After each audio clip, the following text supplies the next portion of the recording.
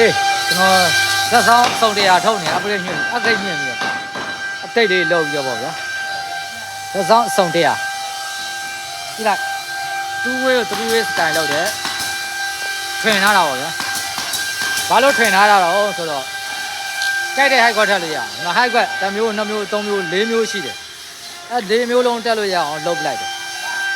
အဲ့လိုပေါ့နော်သက်ဆောင်2 way ZS 2 way system ဒီဇိုင်းကအဲ့လိုမျိုး line way 2 way speaker ဆိုလည်းကြိုက်တဲ့ speaker ထည့်လို့ရအောင်စားထားတဲ့အနေထားတွေဒီကောင်ဆိုလည်းကြိုက်တဲ့ high quad ထက်ဒီကောင်အကြီးဆုံးပဲ high quad တယ်မယ်ထည့်လိုက်မယ် okay ပဲကွက်တီနော်တော့ကွက်တီလဲမယ်ကျွန်တော်ကွက်တီ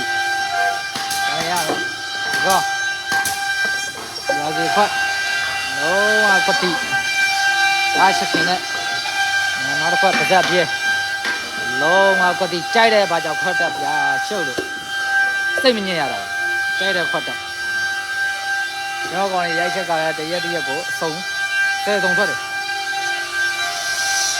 အဲ့လိုရှယ်လေးတွေတန့်ရှယ်လေးတွေအဆက်ကြီးတွေဟွာတော့